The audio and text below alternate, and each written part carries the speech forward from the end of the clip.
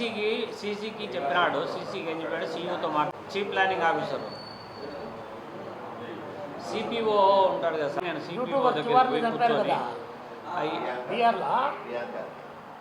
అదే అదే యూట్యూబర్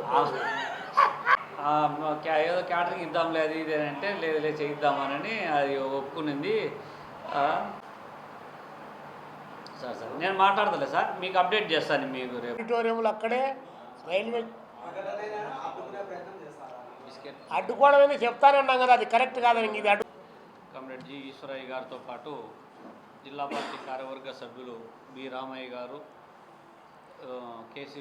రాష్ట్రంలో స్పెషల్ ఇంటెన్సివ్ రివిజన్ ఓటర్ సమగ్ర సర్వే ఇక కొద్ది రోజుల్లో ముగుస్తూ ఉంది. అధికారికంగా అందినటువంటి సమాచారం ప్రకారము కనీసం 45% కూడా ఈ ఓటర్ సమగ్ర సర్వేలో ప్రజలు పూర్తి స్థాయిలో పాల్గొనలేదనేటువంటి సమాచారం త్రూ మీడియా ద్వారా వెలువడుతున్నటువంటి నేపథ్యంలో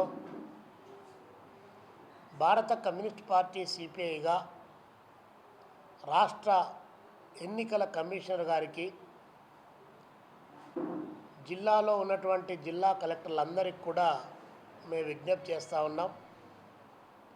రాష్ట్రంలో అర్హత కలిగినటువంటి ఏ ఒక్క ఓటర్ కూడా తన హక్కును కోల్పోకుండా ఉండాలి అంటే నిజంగా ఇది ఓటర్ సమగ్ర సర్వేనే అని భావిస్తే దీనికి మరొక 3 మాసాల పాటు సమయం పెంచి గ్రామ సభల్లో చాలా పెద్ద ఎత్తున దీని విస్తృతమైనటువంటి ప్రచారాన్ని చేపట్టాల్సినటువంటి అవసరం ఉంది. అదేవిధంగా బిఎల్ఓలకు సరైనటువంటి దీనిపైన సాంకేతికపరమైనటువంటి అవగాహన కానీ, మరి ప్రభుత్వం విధించినటువంటి నిబంధనల పట్ల కానీ వారికి సరైనటువంటి అవగాహన కూడా లేనటువంటి వాళ్ళు కోకొల్లలు ఉన్నారు. ఇది రాష్ట్రంలో ప్రస్ఫుటంగా బయటపడుతున్నటువంటి అంశం.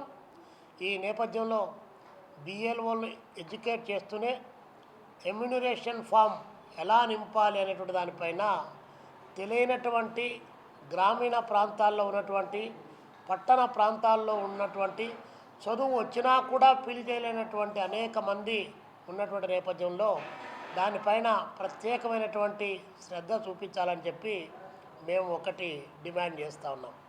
కాబట్టి చంద్రబాబు నాయుడు గారు బీజేపీ ఎజెండాను మోసుకొని పోయేటువంటి క్రమంలో మొత్తం బీజేపీ ఏమి పాలసీ చేస్తే దాన్ని ఇంప్లిమెంట్ చేస్తే ఇప్పటికే 6.5 కోట్ల మందిని ఓటర్లుగా దేశవ్యాప్తంగా తొలగించారు.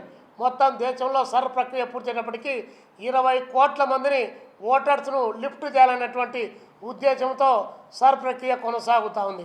కాబట్టి ఈ నేపథ్యంలో ఆంధ్రప్రదేశ్లో కూడా మీకు ఓట్లు వేయనటువంటి వాళ్ళు ఎవరు, మీకు ప్రత్యామ్నాయంగా వాయిస్ని వినిపించేటువంటి వాళ్ళు ఎవరు అనేటువంటి గుర్తించి మరి ఓటర్లుగా తీసేటువంటి కార్యక్రమానికి శ్రీకారం చుట్టొద్దని, పొరపాటున అలాంటి వాటికి మీరు అంగీకరిస్తే సమయమే, తొందరపడాల్సినటువంటి అవసరం లేదు.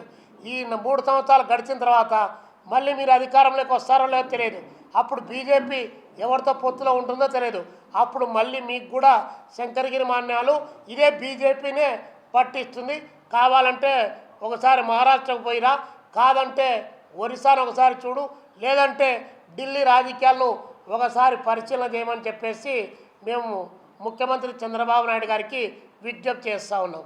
ఊపా చట్టం కింద ప్రశ్న రావణ్ను అరెస్ట్ చేయడం జరిగింది నిన్న. అంటే ఈ రాష్ట్రంలో ఎవరైనా ఒక భిన్నాభిప్రాయాన్ని ఎక్స్ప్రెస్ చేస్తే, లేదా ఒక డిప్యూటీ ముఖ్యమంత్రి స్థాయిలో ఉన్నటువంటి వ్యక్తి ఇలా మాట్లాడాడు అని చెప్పి దాన్ని ఇమిటేట్ చేస్తే అధికారం చేతిలో ఉంది కదా అని చెప్పి ఇష్టారాజ్యంగా మీ చేతుల్లోకి తీసుకొని కేసుల మీద కేసులు నమోదు చేయడం ఏ పార్టీ ప్రజాస్వామ్యానికి ఇది నిదర్శనం అని చెప్పి మేము అడుగుతున్నాం. 4 కేసుల్లో బెయిల్ వచ్చింది వరుసగా. ప్రతి పోలీస్ స్టేషన్లోకి పోయి భౌతికంగా దాడులు చేయడానికి ప్రయత్నం చేశారు. 4 కేసుల్లో కోర్టుకు పోతే జడ్జిలు మాత్రం ఇది కేసు అప్లికబుల్ కాదని చెప్పి వాళ్ళు బెయిల్ ఇస్తూ ఉంటే, మీరు మళ్ళీ బెయిల్ ఇస్తారా? బెయిల్ ఇవ్వనంత వరకు దీన్ని వేస్తామని చెప్పేసి ఊపా కింద రాజద్రోహం కింద కేసును బుక్ చేసి ప్రశ్న అనేటువంటి రావణ్ను లోపల వేయడం ఇది సరైనటువంటిది కాదు. ఇది అరాచకానికి దారితీస్తుంది. ఇప్పటికే దేశంలో అప్రకటిత ఎమర్జెన్సీ కొనసాగుతూ ఉంది. వాళ్ళను ప్రశ్నించేటువంటి యూట్యూబర్స్ పైన, జర్నలిస్టుల పైన, మేధావులపైన, ప్రజా సంఘాలపైన ఇతరేతర ముద్రలు వేస్తూ వారు నక్సలైట్లని, అర్బన్ నక్సలైట్లని, సంఘ విద్రోహ శక్తులని, టెర్రరిస్టులతో వారికి సంబంధం ఉందని చెప్పి లేనిపోని అన్నీ ప్రకటించి వాళ్ళందరినీ బంధించడానికి కావాల్సినటువంటి ఒక ప్రయత్నం నడుస్తుంది. ప్రశ్నించడానికి అవకాశం లేకుండా చేస్తుంది. మరి అదే స్థితిని ఇక్కడ మీరు బీజేపీతో కలిశారు కాబట్టి ఈ రాష్ట్రంలో కూడా అప్రకటిత ఎమర్జెన్సీని కొనసాగించడానికి చంద్రబాబు నాయుడు గారి కూటమి ప్రభుత్వం ప్రయత్నం చేస్తూ ఉందా అని చెప్పి మేము అడుగుతూ ఉన్నాం. గనులు, వనరులు కొల్లగొట్టుకొని పోతూ ఉన్నారు.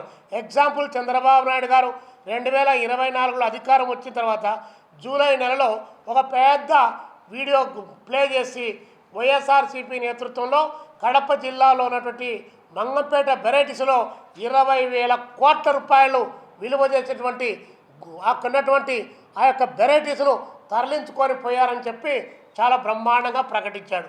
కానీ అక్కడ అసెంబ్లీలో ప్రకటించాడు, దాని గురించి చెప్పాడు. రెండో రోజు గతంలో ఎవరైతే తరలించారో మూడో రోజు మళ్ళీ ఎంప్రదా కంపెనీకే దాన్ని అప్పగించాడు. ఇక్కడ ఈ రాష్ట్రంలో ఉన్నటువంటి జగన్మోహన్ రెడ్డి గారు మాట్లాడరు, అటు పవన్ కళ్యాణ్ గారు మాట్లాడరు, ఇటు వేరే వాళ్ళు ఎవరు మాట్లాడరు. కానీ వాళ్ళే మాట్లాడుకొని ఒకరిపైన ఒక విమర్శ చేసుకొని పాలిటిక్స్ను జరిగే దోపిడీని డైవర్ట్ చేయడానికి, ప్రజల యొక్క ఆలోచనలు పక్కదారి పెట్టడానికి కావాల్సిన ప్రయత్నం ఈ రాష్ట్రంలో జరుగుతుంది.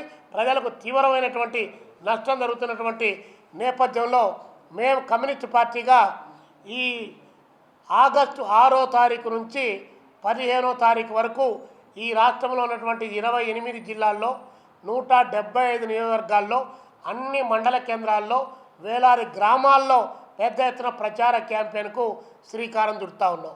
మావిగన్ అనేటువంటి దానిపైన మాకు ఎలాంటి విశ్వాసం లేదు.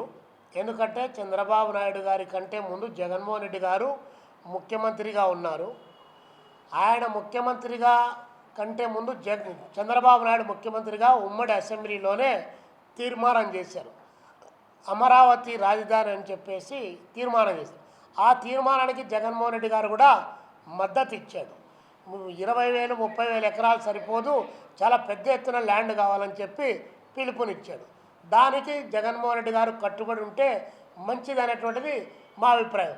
తర్వాత మీకు అధికారం లేకొచ్చారు.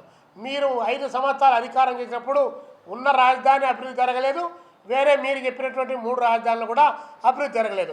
అప్పుడు మీరు మావిగన్ అని చెప్పి కూడా మీరు ఏమీ మాట్లాడలేదు. కాబట్టి ఇట్లా చంద్రబాబు నాయుడు గారు ఉన్నప్పుడు చంద్రబాబు నాయుడు గారు, మీరున్నప్పుడు మీరు రాజధానితో ఆడుకోమాకండి.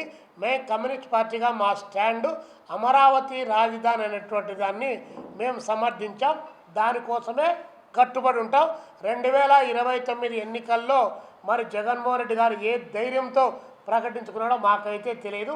ఆయన విజను, ఆయన ఎజెండా ఏమో మాకు తెలియదు. కాబట్టి మేము దాని గురించి చెప్పాం. జరగబోయే ఎన్నికలు రేపు పొద్దున మావిగన అమరావతి అనేటువంటి రాజధానితో ముడిపెట్టి జరిగేటువంటి పరిస్థితి ఉండదు. కాబట్టి అప్పటికి ఎజెండాలు చాలా మారిపోయేటువంటి 3 సంవత్సరాల తర్వాత జరిగేటువంటి ఎన్నికల్లో మారుతారు. కాబట్టి ఈరోజే మనం దానిపైన మాట్లాడడం సరికాదు. జగన్మోహన్ రెడ్డి గారికి కూడా చెప్తా ఉన్నాం, తేనె తుట్టును ఎందుకు కలుపుకుంటారు, మీరు కలుపుకోవాలి, దాన్ని కుదుపాల్సినటువంటి అవసరం లేదు. కాగల కార్యం గంధర్వులు తీరుస్తారని చెప్పి వేచి చూడాల్సినటువంటి పద్ధతుల్లో జగన్మోహన్ రెడ్డి గారు ఉంటే మంచిదనేటువంటిది మా అభిప్రాయం. ఆయన మా మాట వినొచ్చు, వినకపోవచ్చు. అట్లని చెప్పి చంద్రబాబు నాయుడు గారు 2 లక్షల కోట్ల రూపాయలు డాలర్లన్నీ తీసుకొని వస్తాం, అప్పులు తీసుకొని వచ్చి అమరావతిలో పెట్టి 9 సిటీస్ను అక్కడే అభివృద్ధి చేస్తాం, మొత్తం అభివృద్ధి అంతా అక్కడే కేంద్రీకృతం చేస్తాం, కొత్త రైల్వే స్టేషన్లు, కొత్త విమానాశ్రయాలు, కొత్త యూనివర్సిటీలు, మొత్తం అంతా అక్కడే ఉంటుంది అనేటువంటిది అంటే మాత్రం సరైంది కాదు. రాష్ట్రాన్ని సమగ్ర అభివృద్ధి చేయాలి, సర్వతోముఖాభివృద్ధికి శ్రీకారం చుట్టాలి. వెనకబడ్డటువంటి రాయలసీమ ప్రాంతం, ఉత్తరాంధ్ర, పలనాడు, ప్రకాశం జిల్లాలు అత్యంత దారుణంగా వెనుకబడ్డటువంటి ప్రాంతాలు. వాటి అభివృద్ధిని గురించి కూడా చంద్రబాబు నాయుడు గారు ఆలోచన చేయాలి, వాటికి కూడా నిధులు వెచ్చించాలని చెప్పి మేము కోరుతా ఉన్నాం. అట్లా కాకుండా అంతా ఇక్కడే కేంద్రీకృతం చేస్తూ ఉంటే ప్రజల్లో తీవ్రమైనటువంటి అసంతృప్తి పెళ్ళిబుకుతుంది. అది రేపొద్దున ప్రభుత్వాలకు పాలక వర్గాలకు నష్టం కలుగుతుంది.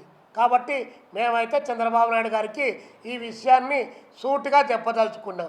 ఇప్పటికే దాదాపు 47,000 కోట్లు ఏషియన్ డెవలప్మెంట్ బ్యాంకు దగ్గర నుంచి, ప్రపంచ బ్యాంకు దగ్గర నుంచి, మరొక జర్మనీ బ్యాంకు దగ్గర నుంచి 3 రకాలుగా అప్పులు తీసుకొని వచ్చి మీరు ఇంద్రప్రస్థాన్ని చేపట్టడం అనేటువంటిది కరెక్ట్ కాదు. రాజధానికి కావాలి, అమరావతిలోని నిర్మాణం జరగాలి, మంచి నిర్మాణం జరగాలి, అభివృద్ధి వికేంద్రీకరణ కావాలి. That is our policy.